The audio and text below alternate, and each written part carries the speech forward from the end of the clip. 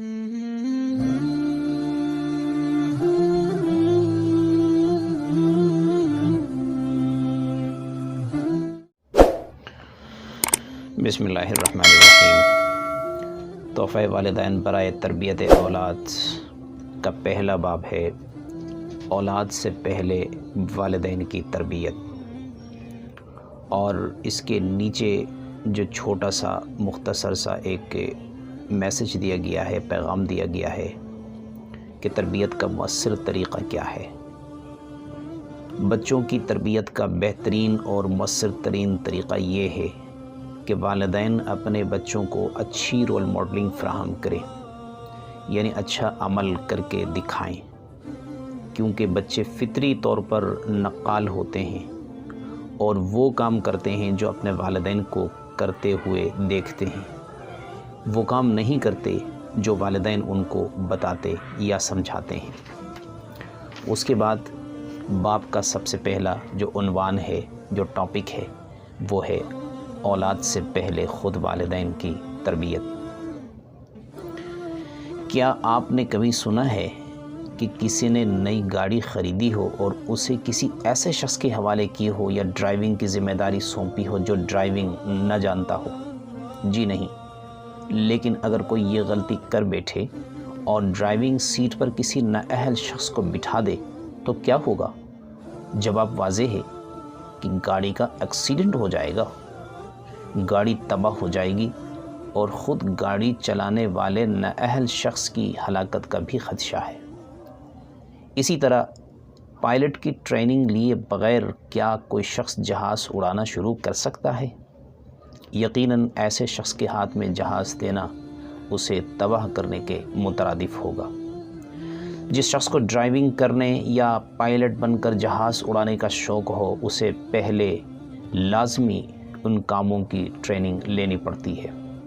और उसके लिए वो तमाम तकाज़े पूरे करने होते हैं जो उसके लिए बुनियादी अहमियत के हामिल और ज़रूरी हैं। बिल्कुल इसी तरह औलाद की तरबियत को, जिस पर नस्लों के मुस्तक़बिल का दारो मदार होता है, एक कीमती गाड़ी या जहाज़ से तशबीह दी जाए तो ड्राइविंग सीट पर वालिदैन ही तो होंगे जिनका पहले से तरबियत याफ्ता होना निहायत ज़रूरी है। ख़्याल रहे कि तरबियत औलाद का अमल किसी ज़माने में भी कभी आसान काम नहीं रहा, जबकि दौर जदीद में नई नस्ल को अपनी ज़िंदगी में modern technology, internet, mobile phone, electronic और सोशल मीडिया की शदीद मुदाखलत का सामना है। इसके अलावा नई नस्ल में हर तरह की पाबंदियों से आज़ादी के रुझान के बाद इस अमल की मुश्किलात का हम अंदाज़ा कर सकते हैं। ऐसे चैलेंजिंग दौर में क्या वालिदैन बग़ैर तरबियत लिए अपने बच्चों की अच्छी तरबियत कर पाएंगे? ये एक अहम सवाल है जिसका जवाब यकीनन नफ़ी की सूरत में होगा। यानी इस प्रोफेशनलिज़म के दौर में वालिदैन पहले ख़ुद तरबियत हासिल किए बग़ैर औलाद की तरबियत करना चाहें और तरबियती अमल को पिछले दौर के तरबियती तकाज़ों पर क़ियास करें, यकीनन ये बहुत बड़ी गलती होगी। ऊपर हमने तरबियत औलाद के अमल को समझाने के लिए ड्राइविंग सीट से तशबीह दी है, ताहम तरबियत औलाद की सीट गाड़ी की ड्राइविंग सीट से कहीं ज़्यादा हसास है, क्योंकि गाड़ी या जहाज़ का सफ़र घंटों पर मुहित होता है, जबकि तरबियत औलाद का सफ़र बरसों पर मुहित होता है और बच्चों का ताबनाक या मौहूम ख़तरात से दो चार मुस्तक़बिल वालिदैन की अच्छी या बुरी तरबियत का ही नतीजा होता है। बच्चों की अच्छी तरबियत शुरू करने से पहले वालिदैन के लिए ज़रूरी है कि वो बच्चों के लिए बाकायदा तरबिया प्रोग्राम बनाएं। लेकिन तरबिया प्रोग्राम से पहले वालिदैन ये सीखने की बाकायदा कोशिश करें कि तरबियत का दुरुस्त मतलब क्या है, उसकी अहमियत क्या है। उमूमन हम तालीम व तरबियत का लफ्ज़ एक साथ इस्तेमाल तो करते हैं, हमें ये मालूम करना होगा कि तरबियत तालीम से कितनी मुख्तलिफ़ चीज़ है। बच्चों के लिए तरबिया प्रोग्राम का पूरा ढांचा क्या है, جامع تربیت کے لیے کتنے ایریاز پر کام کرنا پڑتا ہے، بچوں کی نفسیات کیا ہوتی ہیں، عمر کے مختلف مراحل میں بچوں کی نفسیات میں کیا تبدیلیاں رونما ہوتی ہیں، بچوں کی تربیت میں والدین کا کیا کردار ہوتا ہے، والد اور والدہ میں سے ہر ایک کا کردار کیا ہے، والدین کے آپس کے تعلقات کیسے ہونے چاہیے، والدین کی آپس کی گفتگو اور بچوں کے ساتھ ان کی گفتگو کیسی ہونی چاہیے، گھر کا ماحول اور ارد گرد کا ماحول بچے کی تربیت پر کس طرح سے اثر انداز ہوتا ہے، ایسے میں والدین کی کیا ذمہ داری بنتی ہے۔ غرض اس طرح کے بے شمار سوالات ہیں جن کا درست جواب معلوم کرنا تربیت اولاد کے ضمن میں نہایت ضروری ہے۔ ان جیسے سوالات کے درست جوابات اگر خود والدین کو معلوم نہ ہوں تو تربیت اولاد کا عمل ناممکن نہیں تو مشکل ضرور ہوگا۔ مبادا کہ والدین ان سوالات پر سنجیدہ غور و فکر کے بعد خود اچھی طرح سیکھے بغیر بچوں کی تربیت کرنا شروع کر دیں اور بعد میں نتائج توقعات کے برعکس نکل آئیں۔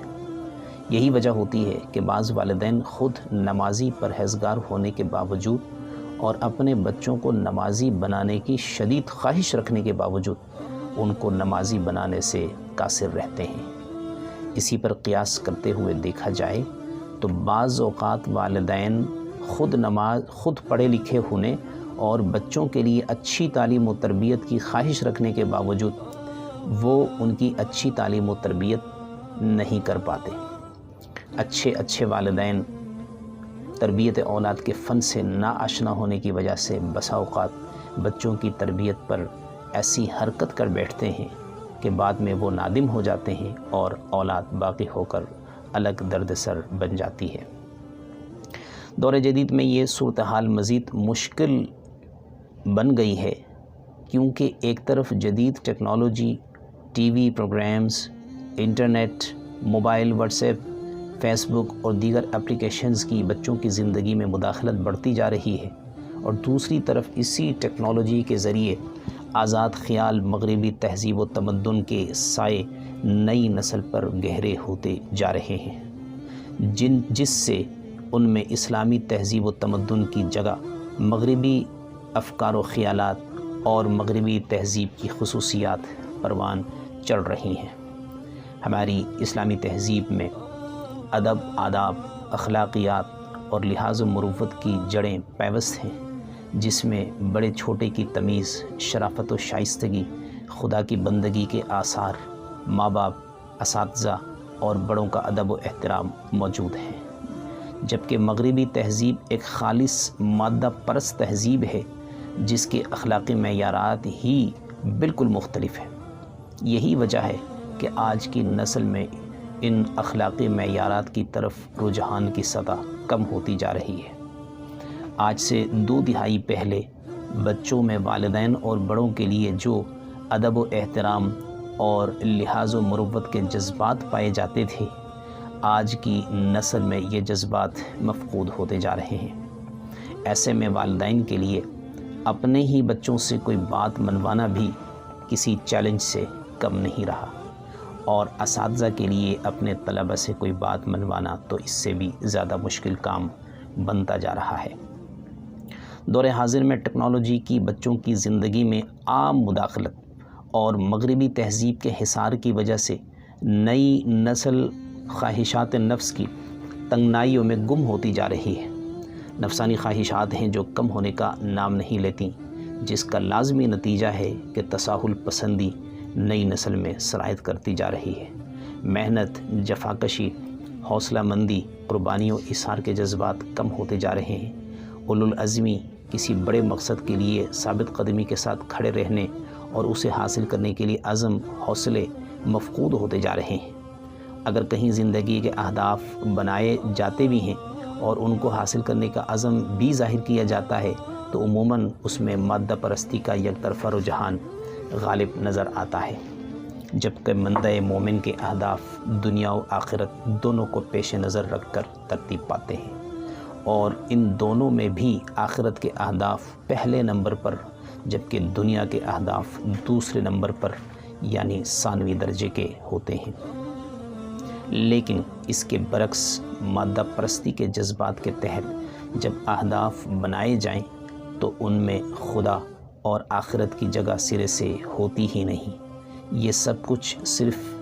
کیش دنیاوی فائدے کے تحت ترتیب پاتے ہیں، جس کا نتیجہ وہی نکلتا ہے جو آج مغربی معاشرے میں ہمیں نظر آتا ہے، اور اسی کے اثرات آج ہمارے معاشرے پر بھی گہرے ہوتے جا رہے ہیں۔ چنانچہ اس صورتحال کا سامنا کرنے کے لیے ضروری ہے کہ موجودہ زمانے اور حالات کے تقاضوں کو مد نظر رکھتے ہوئے دوسرے کاموں کی طرح بلکہ ان کے مقابلے میں زیادہ اہم کام سمجھتے ہوئے والدین بچوں کی تربیت کے درست طریقہ کار کو سیکھیں، اس کو اہمیت دیں، ذہنی طور پر اس چیلنج کو قبول کریں اور اس کے لیے اپنے کردار کا اچھی طرح ادراک کریں، نیز اس کے لیے خدا کے سامنے جواب دہی کے لیے بھی تیار رہیں۔ آج کے زمانے میں اللہ کے فضل سے اس کام کے لیے کئی ادارے وجود میں آ گئے ہیں جو والدین اور اساتذہ کو تربیت اولاد کا باقاعدہ کورس کرواتے ہیں۔ چنانچہ میری تجویز ہوگی کہ والدین بچوں کی تربیت کو وہ اہمیت دیں جو اس کا حق ہے، اسے باقاعدہ طور پر سیکھیں، اس موضوع پر لکھی جانے والی کتابوں کا مطالعہ کریں اور اس موضوع پر ورکشاپس میں شرکت کرتے رہا کریں، کیونکہ یہ سدا بہار سیکھتے رہنے کا موضوع ہے۔ اس طرح سیکھ کر اور سیکھتے رہنے کے ساتھ جب والدین اپنی اولاد کی تربیت کریں گے تو اللہ تعالیٰ سے امید ہے کہ وہ اپنے مقصد میں کامیاب ہو جائیں گے اور مستقبل کی دنیا کو اچھی نسل دے سکیں گے۔ یہاں ایک اہم نقطہ یہ ہے کہ والدین خود اپنے بچوں کے لیے رول ماڈل بنیں، کیونکہ یہ حقیقت ہے کہ بچہ وہی کرتا ہے جو اپنے والدین اور گھر والوں کو کرتے ہوئے دیکھتا ہے، بچہ وہ نہیں کرتا جو والدین اسے بتاتے ہیں